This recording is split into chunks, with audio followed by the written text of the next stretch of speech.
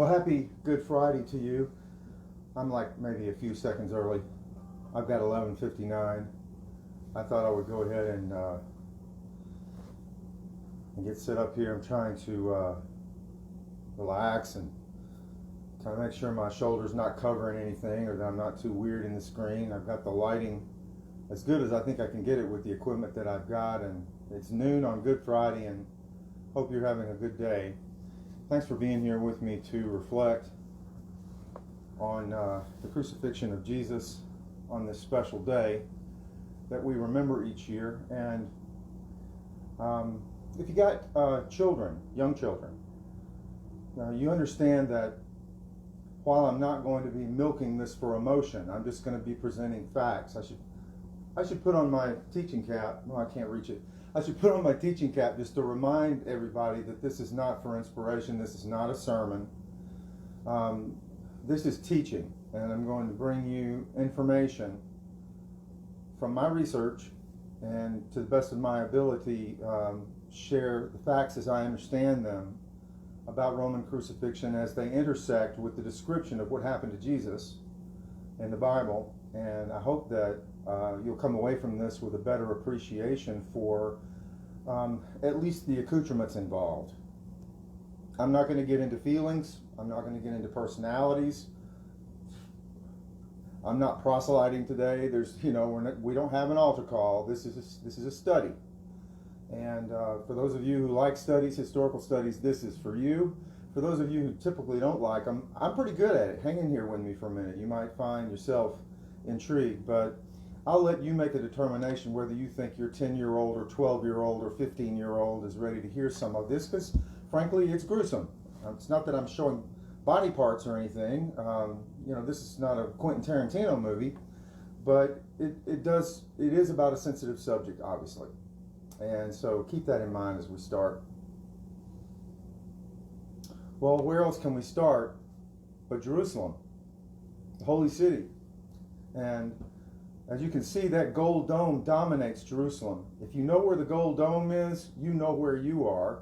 If you've ever been there, you understand that that's sort of the place that you key on to know where you are in the city if you can find it. That's sort of the central location. Now, the temple once stood there, the Jewish temple. Today, that gold dome is the Dome of the Rock. It's a mosque up on what the Hebrew people called the Temple Mount. This is not where Jesus was crucified. However, right behind that gold dome are two gray domes. And I'm going to use my laser pointer, and hopefully you can see this. Here's the gold dome.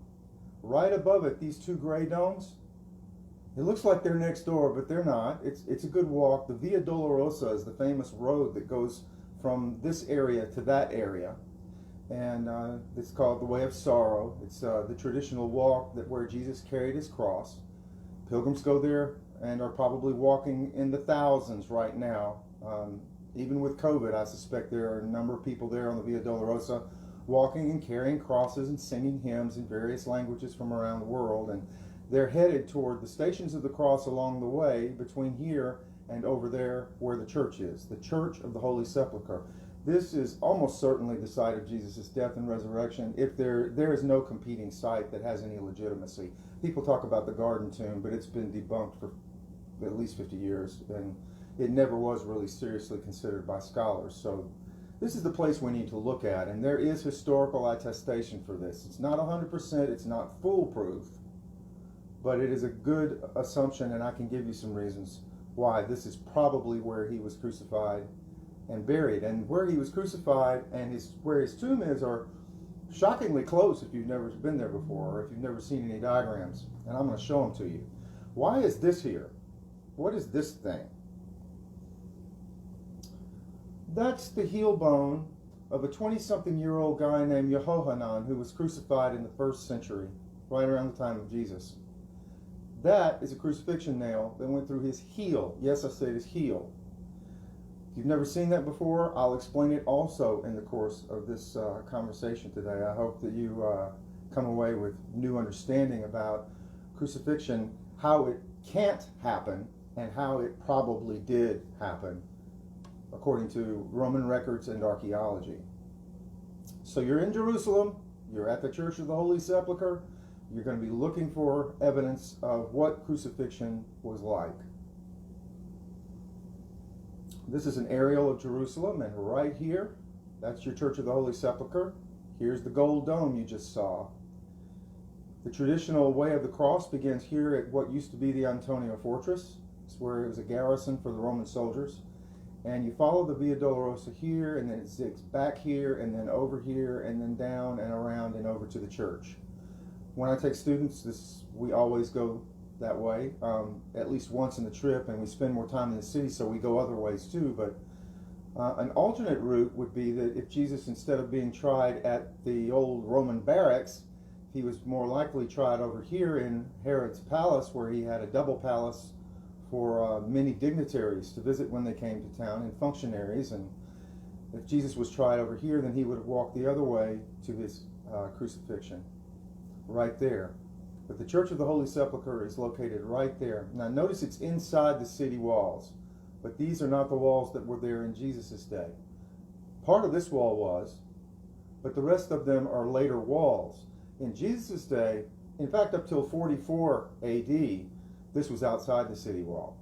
Just outside the city wall, in fact. Just outside two gates on the main roads into the city.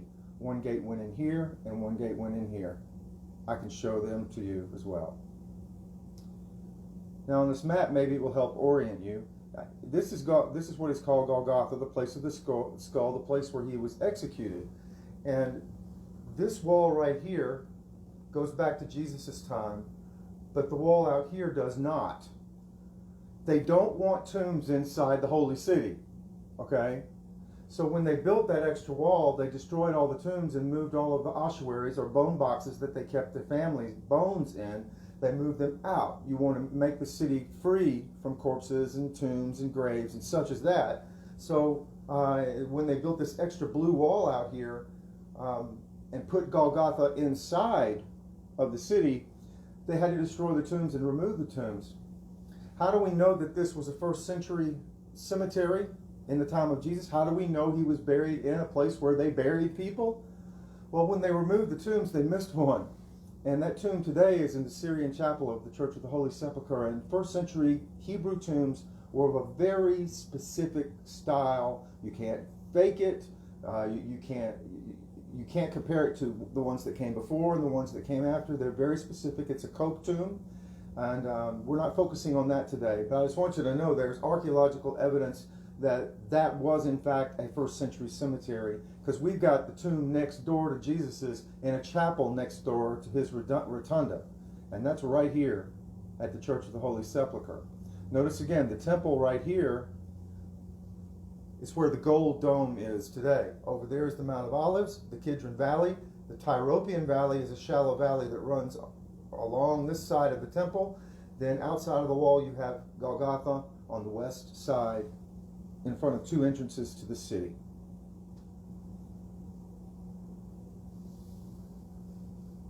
Now we're looking again at the Church of the Holy Sepulchre from above, and it's got its Crusader Tower, and it's got its two domes, this one above the tomb of Jesus, the other one near where they think he was crucified. I'm going to tell you otherwise. But notice how it's crowded in the rest of this city, and this courtyard has only one door. The church has only one door. If they have a fire in there, I don't know. I hope they have some fire drills or something, because especially at Easter, when you've got all those people in there with candles, I can't imagine how crazy that is. Hey, Patricia. Hey. Thanks for joining us. Mm-hmm. If you'll keep an eye on people who are making comments, I'd appreciate that. I can't see them with my camera turned around. No problem. So this is the Church of the Holy Sepulchre. It's in what is called the Christian quarter of the old city. It has an Armenian quarter, a Jewish quarter, and an Arab quarter as well. This Christian corner is the northwestern corner of the old city. And if you were wondering how big the old city is, I think it's, I don't know, maybe 4 miles to walk around it. It took me, going slowly, it took me 2 hours to walk around the city. Wow. So it's not that huge, but it does take a commitment of time if you want to walk all the way around it. So you see these domes, right? These two domes. Now take those gray domes and we're going to go to these red domes. They're the same ones. So here are your domes. So it's trying to show, this little cutaway is trying to show you what's underground with the striped yellow and gold, this down here. So that Jesus' tomb was actually a cave, right?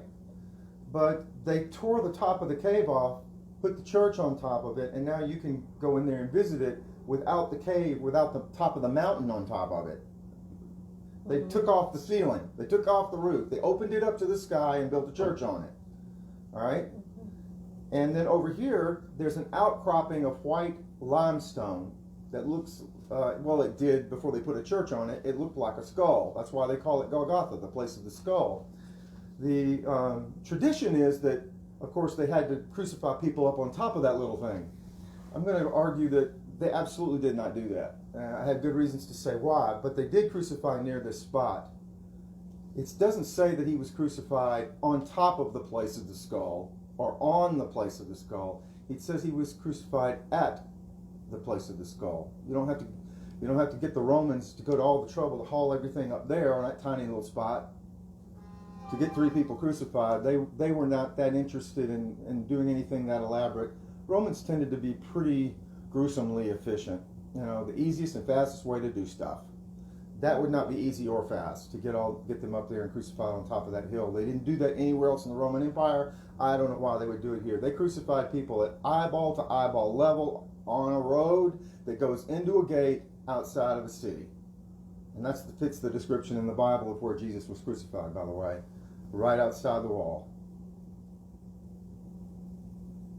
So here's the entrance over here. Here's the entrance over here to the church. It's the only one they got. I'm assuming they must have emergency exits in there somewhere, but I've never seen it. But that's the only way to get in and out. And by the way, the key has been held by an Arab family, a Muslim family, for like 500 years because nobody in the church trusts the other group in the church with the key. So like there are 7 different denominations that claim different little segments of this big church. And they jealously guard their turf. There have even been knife fights over who's doing an infraction on somebody's space or somebody's time. And I've seen them yelling at one another. I've never seen a fight, but I've seen them yelling at one another. But I wanted to show you this ladder. There's a ladder up under that window. See this ladder? Well, we know it's been there since 1757. Here it is in a picture from 1885. This gives you an example of the Christians don't trust the door key to one another, and no one will move the ladder because back when they had a fire or some sort of damage and they were doing restorations, the ladder was left out there beyond the time limit that people were permitted to work on that ledge and work around that area. And now no one can agree on who can move it. So it's been there for how many hundreds of years? At least since 1757. Isn't that 300 years and 350 years ago? If I'm doing the math right. So that ladder has been sitting there because human beings can't cooperate, coordinate, get along. It's sort of a sad testament to even at the holiest shrine of Christendom, the Church of the Holy Sepulchre, the site of Jesus' death and resurrection, that the people who run the church don't trust one another with the key and can't agree on who can move that ladder. Now that ladder's light. Anybody could pick it up. A child could pick it up and move it. But they won't. You think it's been there all the time? That's a photo from 1885. Gosh. Wow. It was referred to by a sultan in 1757 that it was there and no one would move it. Wow. You have to think about time differently when you're over there too, Patricia, because Eastern people's concepts of time are different than ours. They think more cyclically. So time doesn't so much fly for them. 300 years is nothing to them. I mean, it's a lot to us. 50 years is a lot to us, but it seems like for them, they're very patient people in regards to time. They wait for cycles to come around. Yeah. Anyway, no one's come around to move that in a long time. I just wanted to point that out. Now, what's under that church? What is under that church? Well, what's under that church at the very ground level is an Old Testament quarry. During Old Testament times, the Hebrew kings used this area as a place to quarry stones to build their walls and palaces and buildings. The work of the chiselers and the axe and everything, it's all visible underneath the church. Everybody who's gone with me has seen it. It's a circular, it's a hole in the ground kind of a quarry. And at some point, they realized they were running out of the hard limestone that's good for building. And they were getting into these soft, spongy pockets of porous, chalky limestone that's not good for building. It erodes, it deteriorates, it's no good. So they would work around that when they found it and keep going for the good stuff. Well, what they ended up leaving was sort of an outcropping that looked like a skull. Of course, limestone's white, especially the chalky, soft stuff is white. So they left this sort of hill, small hill, that we call Calvary today, that the traditional people call Calvary, this small hill of limestone that was made of limestone too soft for building. But what it is good for, this soft limestone, and they do take advantage of it whenever they find it, is people who have enough money to be buried in something other than a hole in the ground, like most of us. If you have a lot of money, you can pay artisans to carve you out a tomb cave in the Coke style of the first century priests. And you can pay for that, and that soft limestone is easy to chisel. So people who had enough money began putting tombs in here. How do we know? Well, we found one of them, and it has 6 Coke in this one little tomb complex for 6 people to be put. And you can crawl in it and look at it, and I could show you pictures if we were doing that today. I might at the end of if somebody reminds me, I might at the end show you that Coke tomb they found in the Syrian chapel. It would be right here next to the tomb of Jesus. The tomb next door to Jesus is there. We know it's a cemetery. We know the caves are cut out of soft limestone.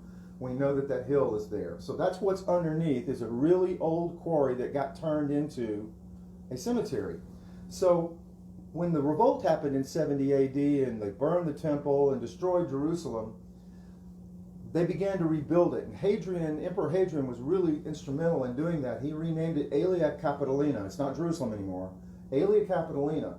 And he wanted to mark out the holy sites of the Jews and the Christians.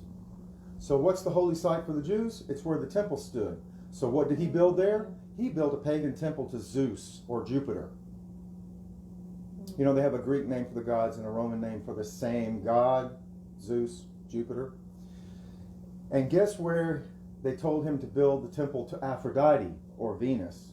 Again, Roman name, Greek name. Aphrodite, Venus, he built it exactly over where the Christians said Jesus was buried and where he died. And so here's what's cool. He, without meaning to, he accidentally protected and marked the spot that the earliest Christians were worshiping at and identified as where he rose, where he died. All right? So that was there for hundreds of years, at least a couple hundred years. Well, the Roman Empire starts to change, and now we've got Constantine ruling up in Istanbul, and he converts to Christianity, and so he outlaws crucifixion, and he begins to rebuild, and he sends his mother down here, and her name was Helena. And when Helena got there, she said, well, where was he resurrected? Where was he crucified? And they said, well, it's right under that temple to Venus. And she said, well, we got to tear it down. They said, oh, that's no problem. You don't have to tear it down. We've got a nice open area right next to it where we can build the church. She said, it's coming down. And she took that thing apart piece by piece and went all the way down to the bedrock and built a new church, a Christian church, on top of the place of Jesus' death and resurrection. Now, that church has since been destroyed. But there are pieces of the Temple of Venus on the front of the Church of the Holy Sepulchre. You see these lintels? You see the dressing above the windows? They were recycled from the temple to Aphrodite. And they also used some of the original stones. But they made a new church out of the older stones. Now that one didn't last long. It was destroyed too. But after the Crusaders came, they were building here, and over the centuries, it just got bigger and bigger. That's why it looks like such a hodgepodge.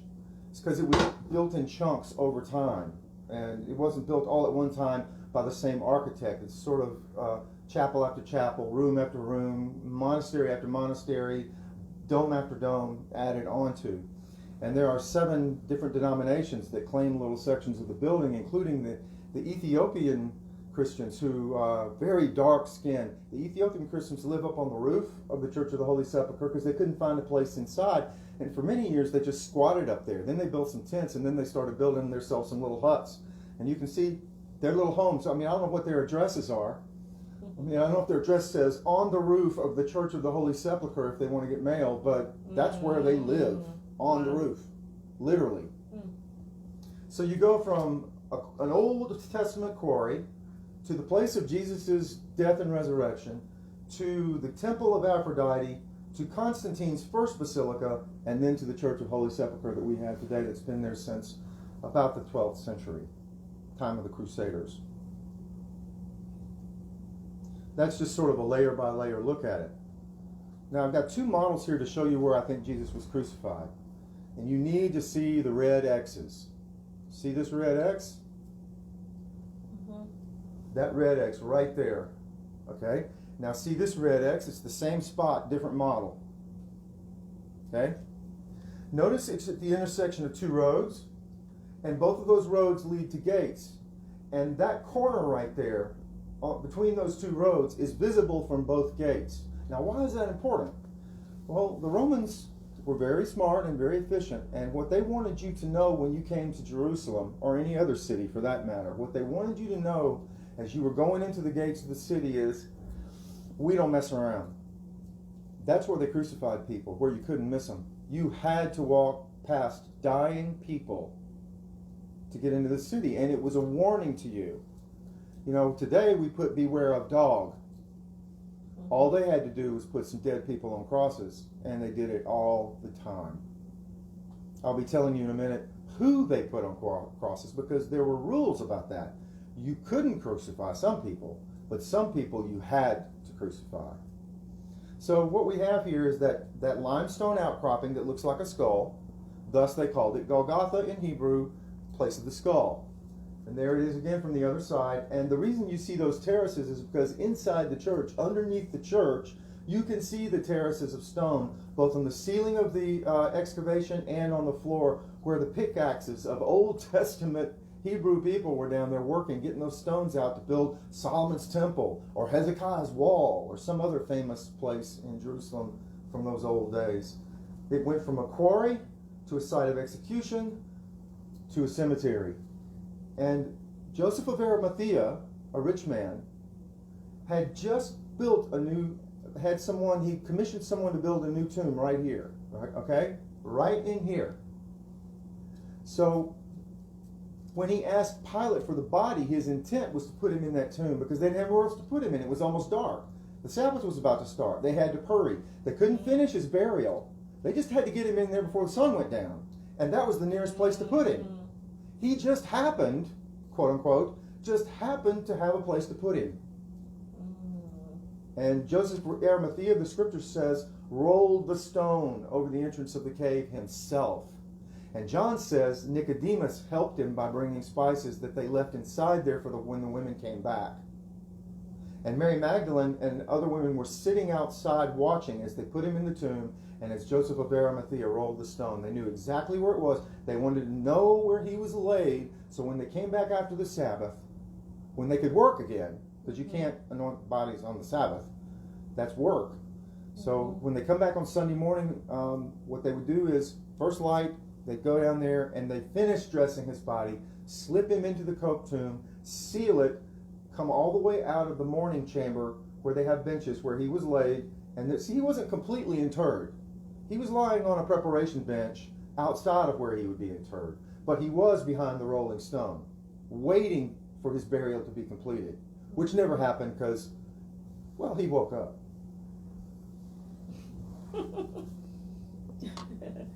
So, here we go. Why did Jesus die so fast? Roman records show that a fellow lived 7 days on the cross. A week. He was crucified for a week before he died. Another story told by Josephus is that he came upon some fellows who were being crucified, and at least one of them was one of his friends, and he was so distraught, he said, this has got to be a mistake. And he went to the governor and he said, hey, that's my buddy. Do you know who you got here? He's a Roman citizen. You can't crucify him. He said, oh, we're so sorry. And they took him down, and his buddy survived. He'd been up there for 3 days, and he survived. Jesus lasted, according to the Synoptic Gospels, 6 hours. Why did he die so fast? And the other 2 guys crucified with him died fast too, but for a different reason. I'll show that to you as well. One of the reasons that Jesus died so fast is that he was beaten badly with what they call a Roman flagrum. It's the punishment of scourging. I'm going to show you a Roman flagrum in just a moment. This is a picture from the movie Gospel of John, where Jesus has been beaten and flogged, crown of thorns, purple robe. He's been mocked and beaten. Well, it's interesting because the Roman soldiers had a board game that they would play, and they would carve the board game into the rock. They would roll dice, and they'd move their piece around. And if their piece landed on a certain spot, it told you what you could do to the prisoner for fun. And some of the things that it included, as I wrote up here, was you could mistreat him by dressing him in a robe, crowning him with thorns, blindfolding him and hitting him with a staff. So it doesn't say in the Bible that the soldiers played the king's game with Jesus, but that board game was found in Jerusalem. So it was done to somebody. And also, the description of what they did to Jesus matches pretty well the description of what they would do to a prisoner before execution, concerning what they've written about the king's game in the Roman record, in historical records.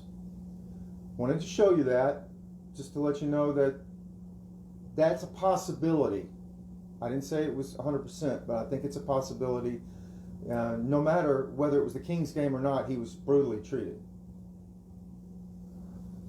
So, scourging with a Roman flagrum. A flagrum is a small handle attached to strong leather strips, and at the end of the strong leather strips, they would place something hard, like lead, little chunks of lead, or rock, or even glass.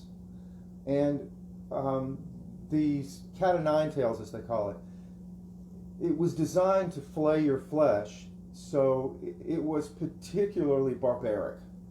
This was something people died from.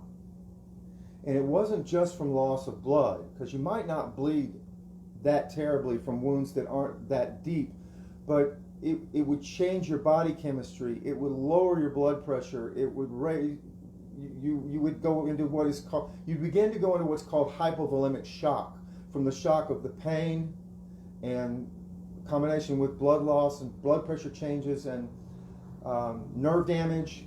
All kinds of stuff can go wrong when you're scourged. So Jesus underwent this according to the scriptures. And I think the crossbeam that he carried would have weighed in the neighborhood of 45 pounds, let's say. How, after going through this, how far could you carry a 45-pound beam on your shoulders? And then when they crucified you, what kind of shape would you be in? He's in terrible shape.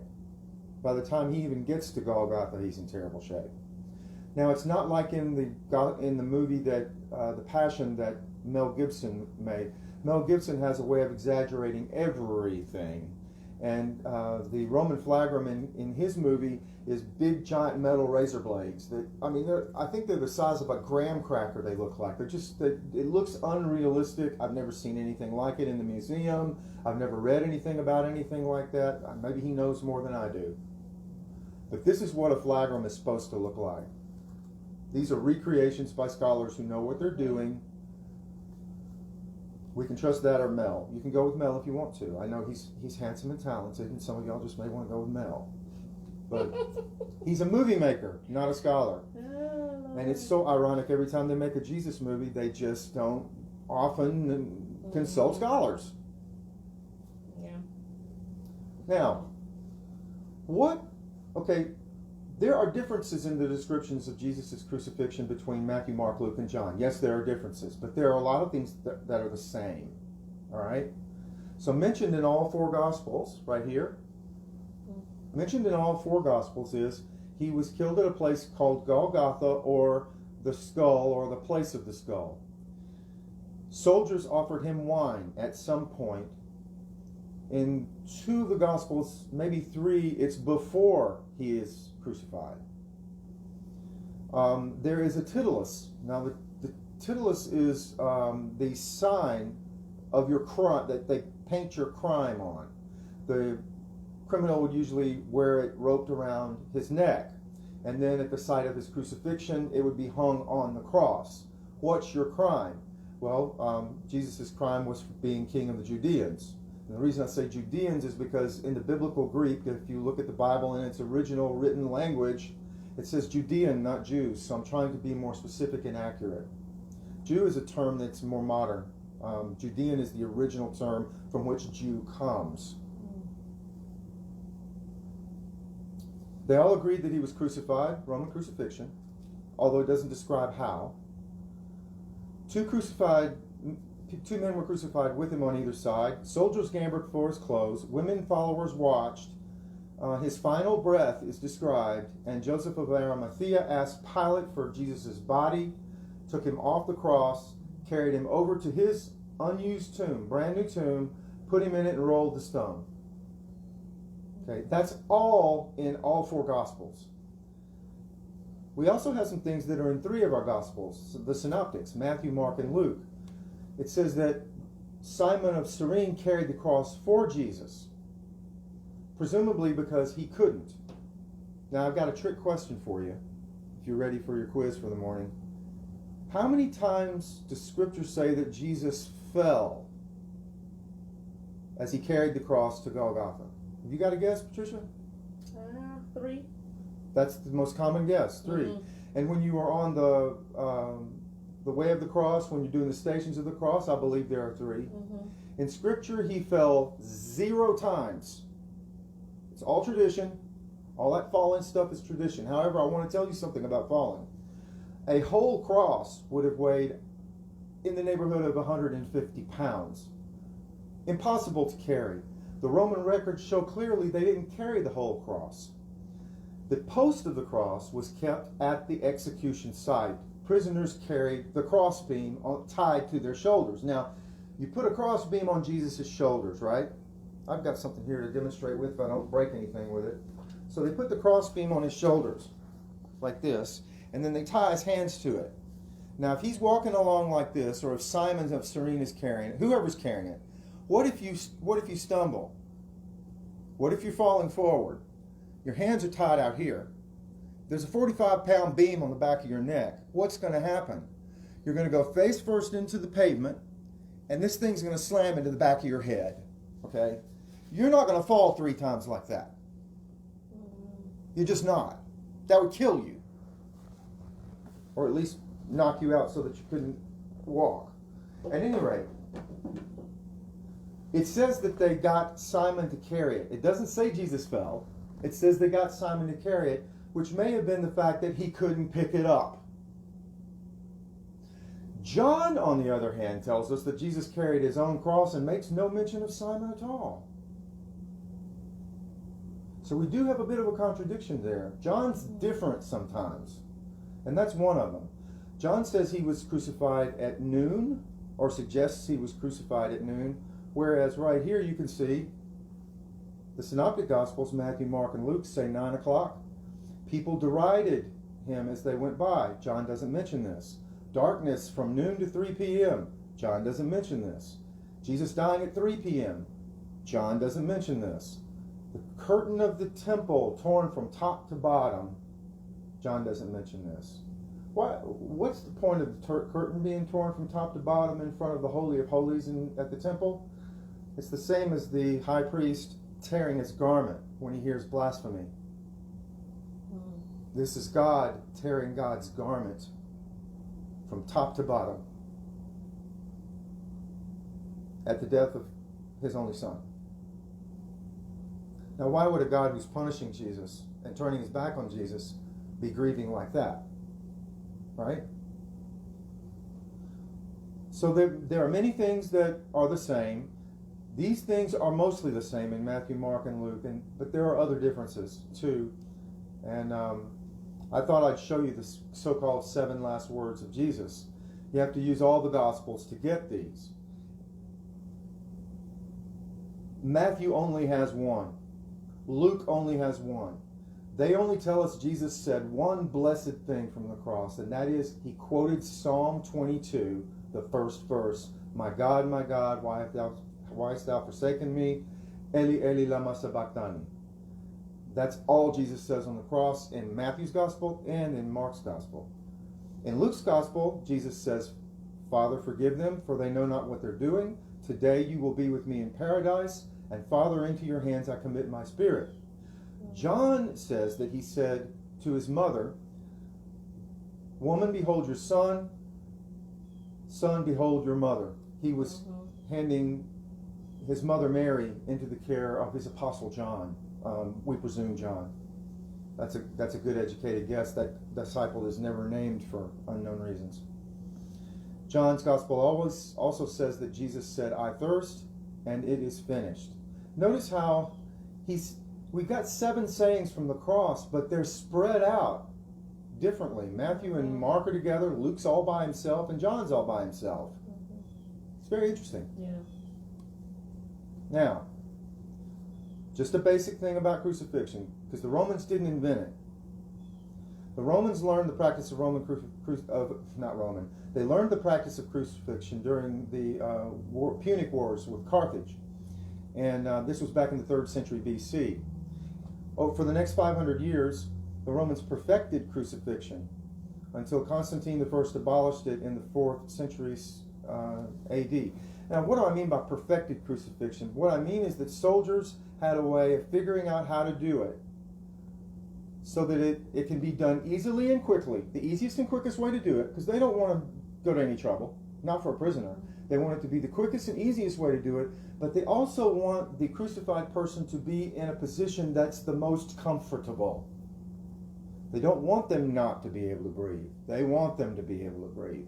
They want them to hurt for as long as possible. The point of crucifixion is to strip you naked and put you up there for as long as possible, as long as you can last, suffering for days sometimes until you die. That was the point. And you don't get burial either.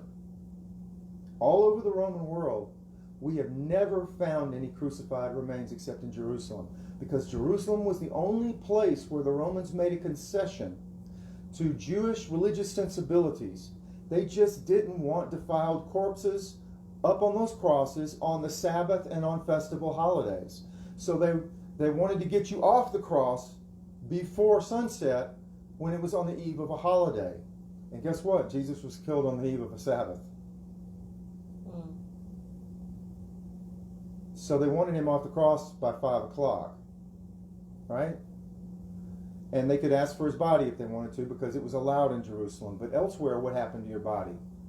Well, it could be stolen, it could be eaten, it could be dragged off by hyenas, it could be picked on by vultures. You weren't allowed to be buried everywhere else, and that's why we haven't found any crucified remains anywhere but in Jerusalem, and we only found one guy. One guy. Wish we could find more. It's kind of gruesome, but I wish we could. Now, in the artwork, on the left and on the right, you have art from before the Renaissance, and you can see the difference between the one that is the Renaissance. This is Titian. Look at how realistic it is. Look at the style. Look at its depth, you know. This looks more cartoonish. It's more formulaic. Look at the clouds. Look at the little angels floating. It's kind of two-dimensional. Looks like a cartoon. But they have some things in common that I wanted you to note. You know what? I don't even have this microphone on my shirt. I can't believe it. Somebody should have said something. I have my sound off, so I can tell. Okay. Okay. So we got, if you look, first of all, notice that the cross is tall. Now ask yourself, why is the cross tall? Seems like it'd be really hard to get him up there. In the movies, they have all these levers and pulleys and stuff, and they have to lay it way down, and then they crucify you lying down on your back, and then they hoist you way up into the sky. Why? That's not how Romans did it. The posts were short. They were on the side of the road. They just put you on there. And then they guarded so no one could take you off. Why in all the paintings is Jesus way up in the sky? Give me a reason. I'll give you one in a minute and you're not going to like it.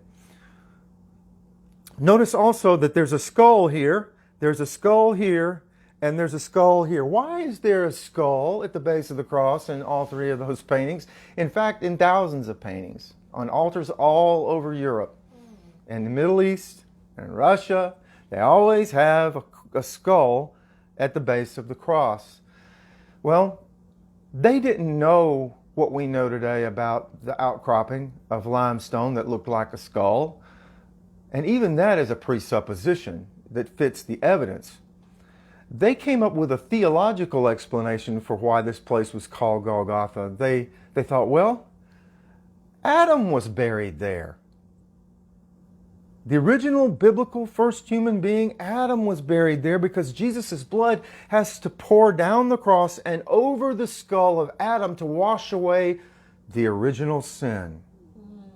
This is theology at work in art. Wow. It's not true. It's not factually true, but theologically true, if you want to look at it parabolically or symbolically. See what I'm saying?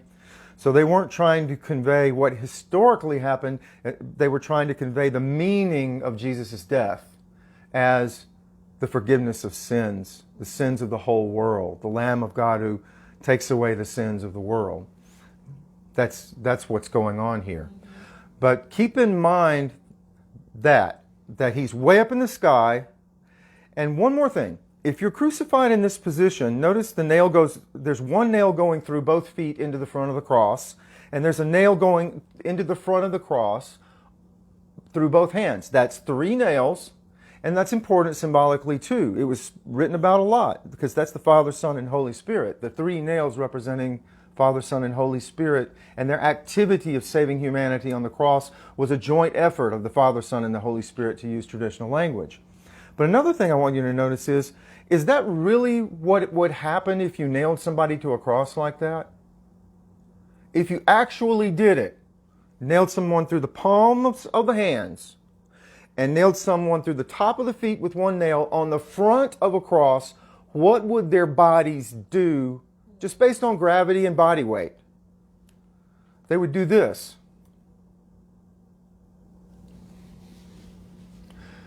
You lurch dramatically forward. This is a college student being crucified by the New York medical examiner, and he was trying to study crucifixion, and he knew that the paintings had to be wrong because he knew that would happen. He proved that would happen. And then now this is gruesome, so fingers in your ears, little girls and little boys. But he also experimented legally. He got permission to experiment with cadavers. And he noted that it only took about 45 pounds of pressure for a nail to just tear through the palm of your hand and out. There's nothing stopping it but skin. You put your body weight on that, and the nail just tears through your hand. Same with your feet. The problem of crucifying someone like this is you lurch out dramatically forward, and you fall off the cross because it tears through your hands and your feet. This is impossible. But it's in all our art and movies. All right? So, now that you've got a picture of what happens, how long did that guy last? He was one of the stronger athletes. He said he gave up after 15 minutes. He couldn't breathe. all of his muscles were on fire. His diaphragm was spasming. He was sweating profusely. His heart rate was at 180. He was struggling. And that guy, that's a big, strong, athletic guy from college. All right? You get the picture? Now, what does a crucifixion nail look like? Well, there's one. The reason that we have some today is because back in Roman times, I know this is bizarre, but the crucifixion nails were thought to be like talismans of good luck. And people made them into necklaces and kind of used them like rabbit's feet. You know, it's just a lucky charm. Tooth of a jackal was another one that was popular. So you find tooths of jackals everywhere. But a crucifixion nail was a popular thing to have. Now, I'm going to propose to you that if you'll look at that hand right there, there's a place on the back of your hand at the base of your hand, right at the top of your wrist. There's a real deep dent that is super easy to find. There's no dent on this side. There's no dent on this side. But there's a nice, easy place to find the dent right there. And you might say, well, Bert, that's the wrist. That's not the hand. The scriptures say he was crucified in his hands and feet. He had scars on his hands and feet. That's true. That's true. But I want you to look right there. In Acts 22:7, this is just one example of many. He struck Peter on the side and woke him up, saying Peter was in prison. Okay? He was chained to the wall.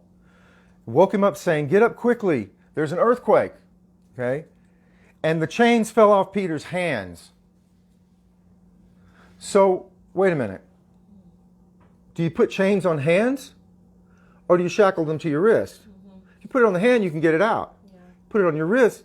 See, the word cher, it means your forearm down. It includes the forearm, the wrist, and the hand. That word in Greek means all three. So where it says the nail prints in his hand, that is his hand. That is his hand, okay? And because it's in a perfect spot in your bones there, sturdy spot in your bones there of your wrist, it will hold your body weight. Now, what if you tried to pull your arm away from the crosses? You know, couldn't you like pull the nail of the head right through? Maybe, but they had a fix for that I'm going to show you, and they used a plaque of wood like a washer. So let's say this is the crucifixion nail, and let's say you have this piece of wood, and you put this on the back of your hand like this, and you put the nail through it like this, trying not to hurt myself. I didn't practice this, but if you put it on that spot, the piece of wood acts like a washer, and you drive it into the post. Not the front of the post, the side of the post. Not the front, the back of the post. Let me show you. While I'm doing it, I might as well do it. I just don't want to get these wires tangled. All right. So they put you up on the cross. They throw your arms over the top like that. Okay? Like that. And then they put the washer over the back of your hand, and they drive it through that spot in your wrist that I just showed you into the back of the cross. Not the front, the back. Now, why like this? Well, what Zugab approved, and what is true from descriptions of torture from around the world, is that the higher your arms up, the sooner you die. The lower your arms, the longer you last. Jesus was talking while he was on the cross. The other criminals who were crucified with him were talking. They were breathing. They were talking. They had to break the other two guys' legs so that they would hang in such a way that they couldn't breathe. But as long as their legs weren't broken and their arms weren't broken, they could have lasted for a long, long time. They broke their legs to hasten their death, which they didn't do anywhere else in the world, just Jerusalem, to get them off the cross for the holy days.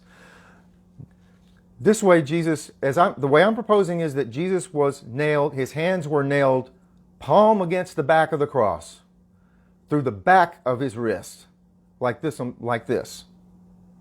know if you can see it or not, but like that.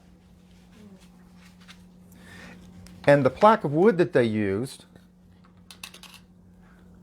it just passed, the nail passed through it, and it acted like a washer. It acted like a washer to keep the person from pulling free. This piece of wood pinned their hand to the back of the cross, and they couldn't pull the nail head through. Wow. It secured them better. And even if they weren't secured, Patricia, the soldiers were there to make sure that they didn't get free. Right?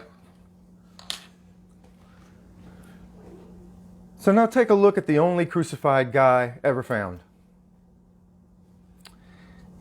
This inscription says, Yehohanan, the son, or Bar Hagkal. Yehohanan Bar Hagkal, son of Hagkal. That's what's scraped here on the side. And this is customary, scraping this on the side like this, whether you were rich or poor. For example, Caiaphas' ossuary was much more fancy than this bone box. This bone box is about this big. It's big enough to hold your femur. That's the longest bone in your body. So once you've decayed in the tomb, they come back and collect your bones and put them in a sort of a tiny coffin. Well, this is one of those, a 2,000-year-old ossuary, and his name is written there in Hebrew on the side. All right? What do we know about Yehohanan? Well, we know he was crucified. Well, how do we know that? His heel bone had a crucifixion nail through it. I said again, his heel bone had a crucifixion nail through it. Now we're coming to a problem with the painting that we didn't see before. In the paintings, Jesus is nailed through the front of his feet with one nail. This guy's got a nail through his right heel and a hole in his left heel where the other nail went. He was crucified with his heels pinned on the outside of the crossbeam. The crossbeam is sandwiched between his feet. He's straddling it. And the nails come in from opposite directions into his feet. They go through a plaque of wood, through his heel bone, because the heel bone is the sturdiest bone in the foot by far. It's the only one that can hold your weight. It's the only one that can sustain this kind of damage and still function. I'm sure it's extraordinarily painful. And yes, he would have been right at ground level like that. They wouldn't need hoists. They wouldn't need oxen to pull a big old lever or something. It just, very easy, pop the guy up there. Done. Very simple. So what they found in the bone box was that his right heel had this nail in it. Now, I think I've got a better picture, so let me show you this. Okay, take a look. Right here. They found right here, notice how the nail hooks. See the hook? Well, apparently when they hit the nail in there to crucify him, it hit a knot of wood and curled inside into that hard knot. And when the guy was dead, and they tried to get him off the cross, they couldn't get that nail out because it was hooked into that knot of wood. So the soldiers just yanked him. And it pulled a chunk of the tree out with it. So we have a chunk of the post here, and we have a little bitty bit of the plaque or washer that they used right here. So they tested it. And Josiah, who I've worked with some, told me personally in Jerusalem that they tested this and that the post that he was crucified on was olive wood. But there was not enough here to determine what the plaque was made of, but it was probably olive wood too, because that's the main tree in the area. There weren't many other trees at the time. So now we're getting closer to a position right here that's looking more like Yehohanan, okay? Notice the nail goes through a plaque of wood and into the heel bone, through the heel bone and into the post. Again, on the other side, the same thing. And you can see it here from the side. The plaque of wood sandwiches the heel tightly against the post so that they can't pull free. Well, what about his arms? We didn't find any evidence in his bones. They didn't find any evidence of where a nail might have gone. So maybe he was roped, or maybe it didn't leave any damage. We don't know. But unless you put someone's arms across the top of the cross like I just showed you, you lurch forward and pull free. You can't nail the person to the front of the cross. It doesn't work. You just fall off. Now, in my favorite movie about John, called The Gospel of John, my favorite movie about Jesus, at least to date,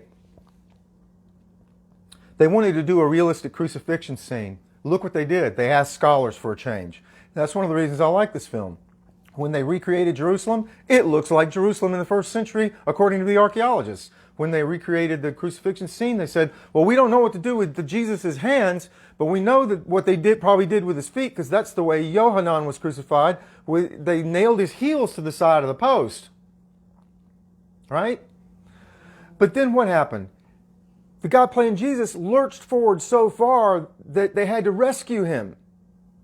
And they said, well, gee, how did they crucify somebody like this? And so they said, well, let's put a strap under his loincloth and tie him to the post so he won't lurch forward like that. That's why he looks like he's squatting, because under that loincloth he's strapped to the post so he won't lurch forward like that poor student was doing. Back to the student if I can.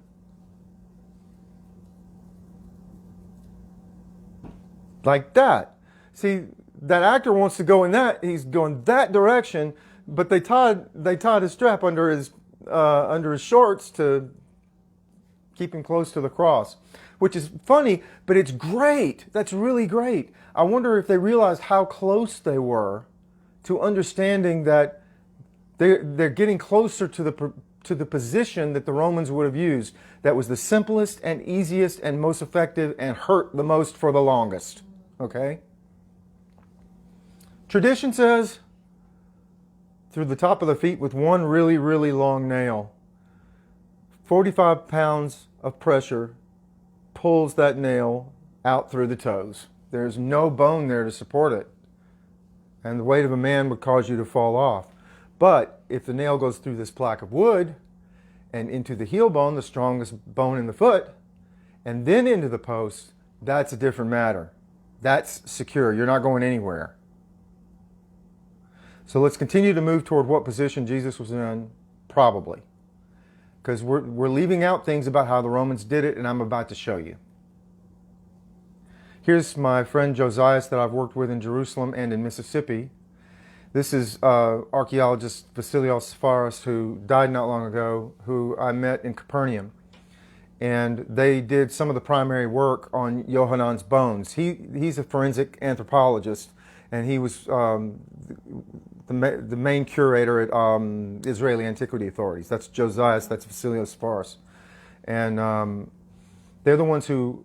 Sefaris initially thought, well, if they had to use only one nail for the feet, so maybe they screwed his body around like that and put one nail through both heels. Joe said, are you crazy? So anyway, they worked it out. But one thing the Roman record's clear about, crosses had basic parts that I want to show to you. First is this mortise joint. The criminal carries the crossbeam, and when he gets to the side of the post, it has a place to fit it on the top. And they just fit it on the top. It would have looked more like a T, really, than a capital T than a little t, but it still nonetheless would have looked like a cross. This post is called the stipes. This crossbeam is called the patibulum. And they crucified people with sidele. It's a peg or a seat. You have to get your weight off of your feet, because if you don't, the body lurches forward and you begin to suffer and die quickly. They want you comfortable. So they take the naked prisoner and they just pick him up 3 inches and put him on the seat, hold him in place, and if he squirms, rope him or hit him a couple of times, knock him out. But you put him up on that sedele, you nail his heels to the outside, you throw his arms, whoa, whoa, whoa, whoa, I just messed that up bad. Let me reset it. Hang on. It'll just take me a second. I knew that was going to happen with me swinging my arms about. And so you carry the crossbeam, that's the patibulum, you put it on top of the stipes, you put them up on the sedele, You nail their heels. You nail their hands to the back of the cross through the back of their wrists. That's the most comfortable position, and it's not comfortable. Let me say that again. That's the most comfortable position, and it could not possibly in any way stretch of the imagination be comfortable, but it won't kill you quick. It just makes you suffer. They had 500 years to figure out how to make people last. We want them to last. We're on crucifixion detail. That means we get to eat and drink and sit here all day. We don't have to go anywhere. We don't have to march. We don't have to do anything. We don't have to clean latrines. We don't have to do nothing. All we have to do is just sit here and drink and gamble and make sure the guy doesn't squirm free. Make sure nobody comes along and tries to rescue him or something. Crucifixion detail would be a plus. If you're a soldier, you have very little responsibility. All you have to do is make that guy stay alive as long as you can. That's the point. Make him suffer a long time. So you want the person to be able to breathe. There are stories from previous wars, I won't mention the nations involved, where they strung people up by their wrists or by their thumbs, and what they would do is they would hoist them off the ground. They would tie a rope around their wrists and hoist them off the ground.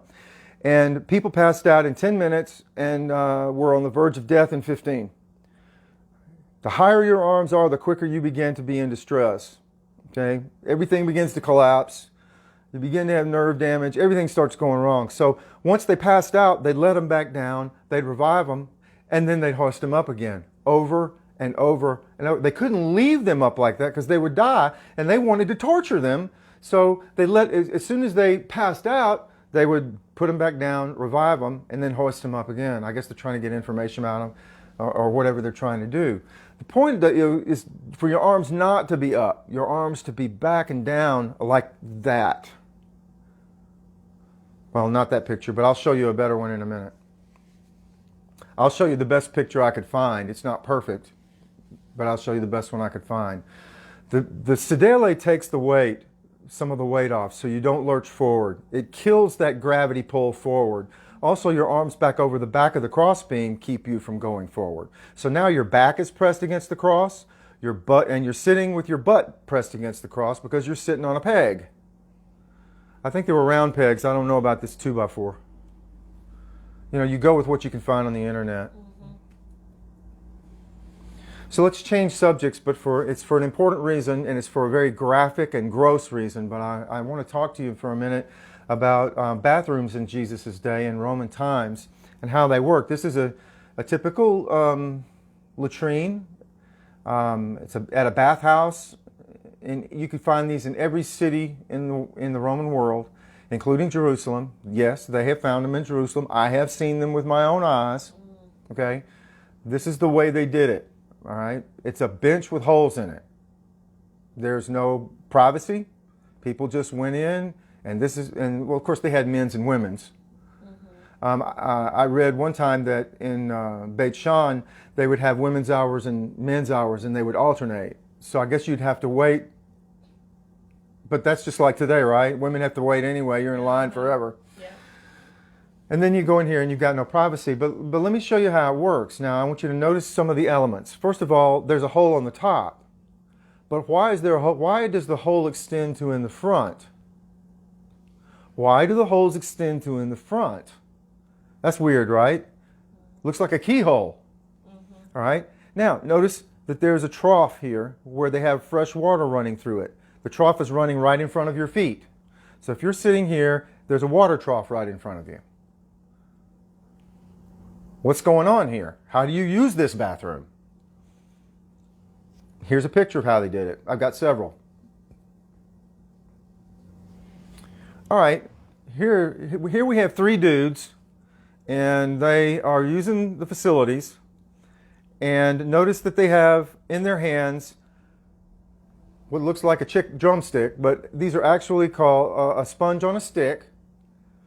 And the way that they cleaned themselves after they went to the restroom, since Charmin hasn't been invented yet, is that they took the brush from the receptacle.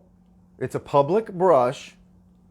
Soldiers carried their own, and wealthy people did too, but most people just used, it was very unhygienic. So they take the brush, the sponge on the stick, and they would clean themselves through that hole in the front. They poke it in there, clean themselves, pull it out, rinse it in the running water in the trough in the front, and then do it again and again until they're clean. Put the receptacle back, put the brush, the sponge on a stick back in the receptacle, and you're done. You can go on with your day. That's the way the bathroom works in Jesus' day. Okay? Public bathroom.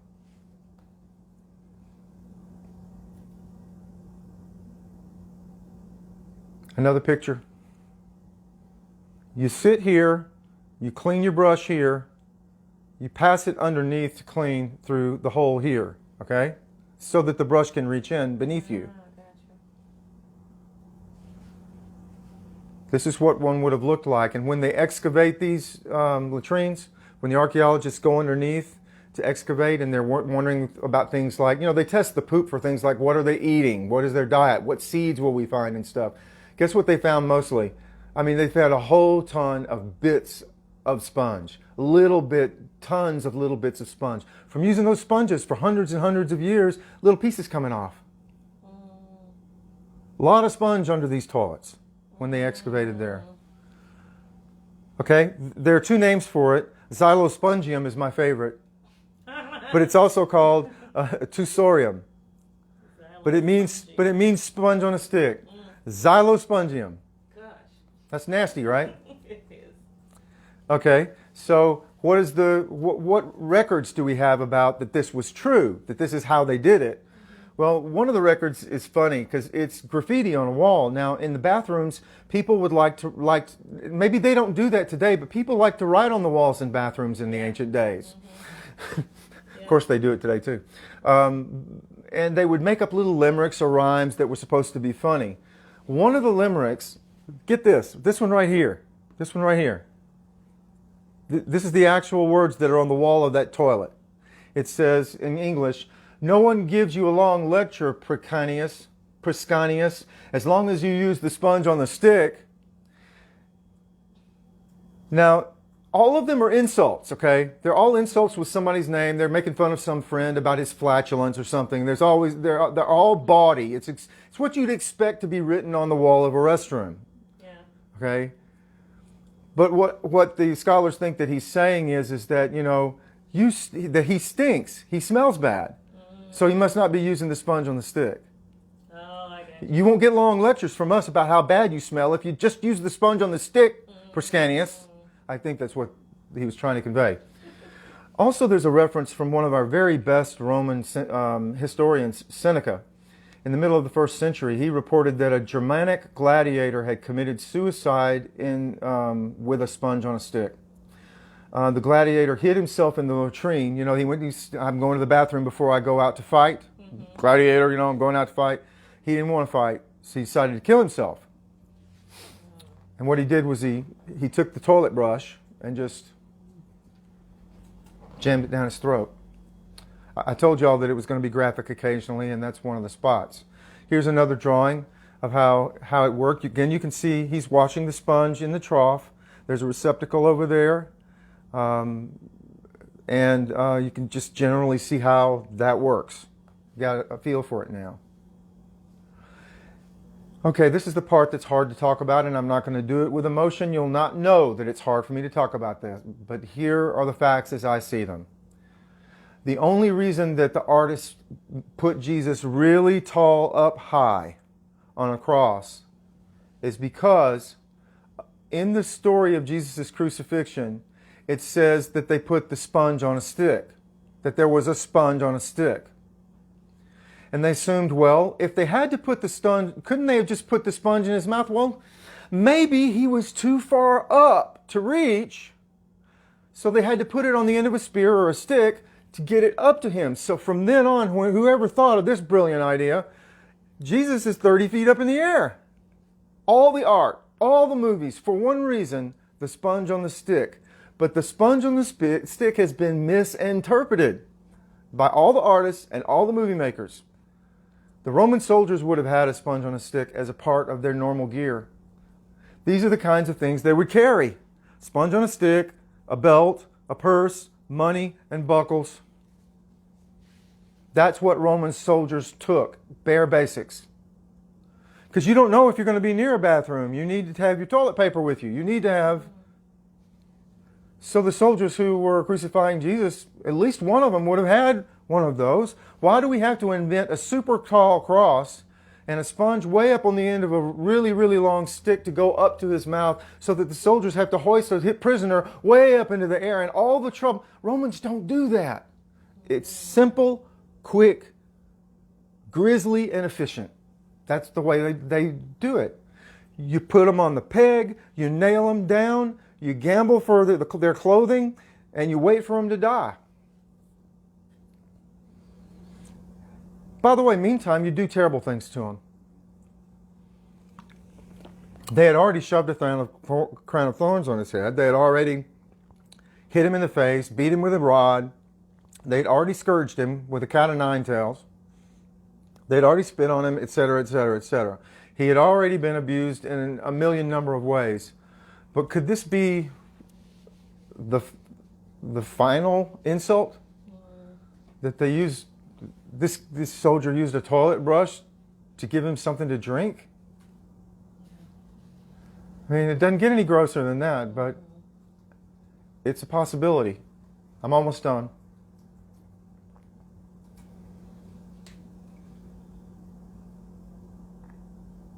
So the answer to this is all of the above.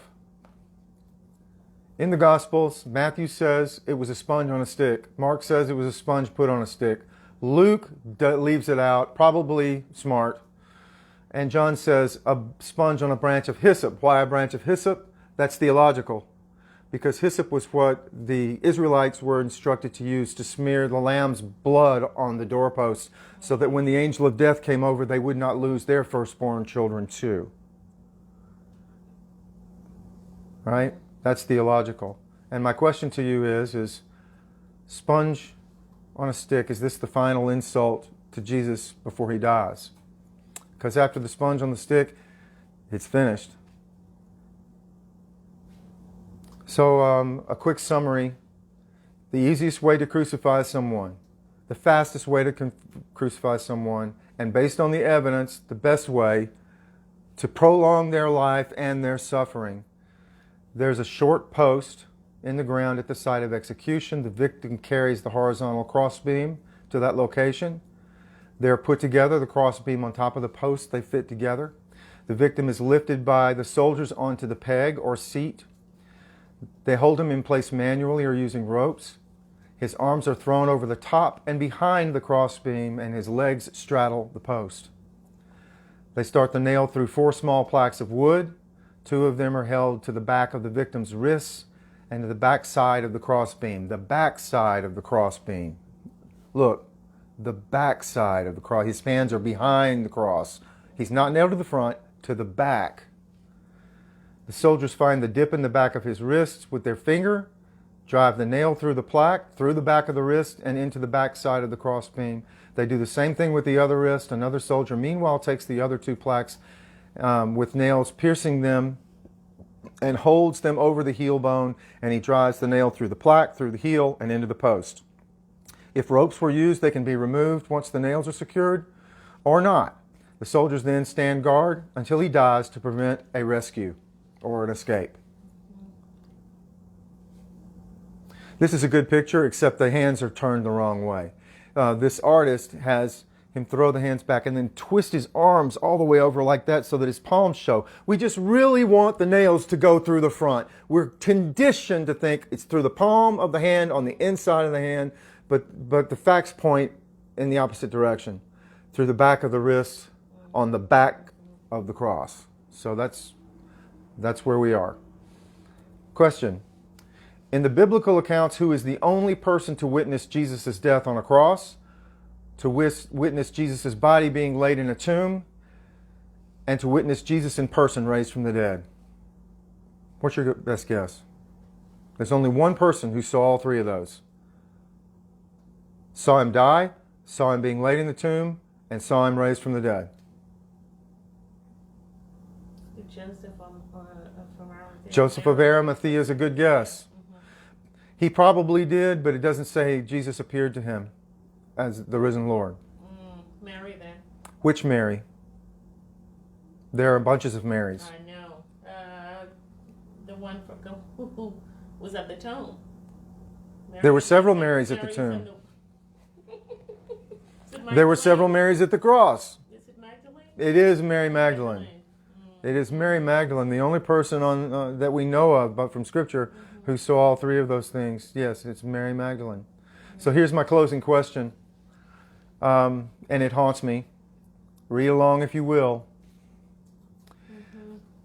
If we've known about how Yehohanan was crucified since 1968, that's over 50 years ago, then why haven't you ever heard anything about this before? And my answer is, I'm not certain, but sometimes traditions don't want to yield to facts. Thanks for listening. I appreciate you being a part of my Good Friday. Patricia, thank you for being here. I've run over by 15 minutes, and I want to go ahead and close. Thank you for this time together. I hope you've learned something. If you want to share it with a friend, go ahead, hit the share button. It's going to be available to be shared within the hour. I'll make sure it gets put on Facebook, that it's there available for Facebook, on the Owl Rock page, on my page, Bert Gary, and also on YouTube. You can find it on YouTube. I'm also Bert Gary on YouTube. Thanks, everybody. I hope this gives you a broader picture and a more detailed picture of what's going on here. And if you want to know what Jesus' tomb looked like, a quick preview of that would be these pictures right here. This one in particular, this is the tomb next door to Jesus that they meant to destroy when they built the new wall, but they missed it.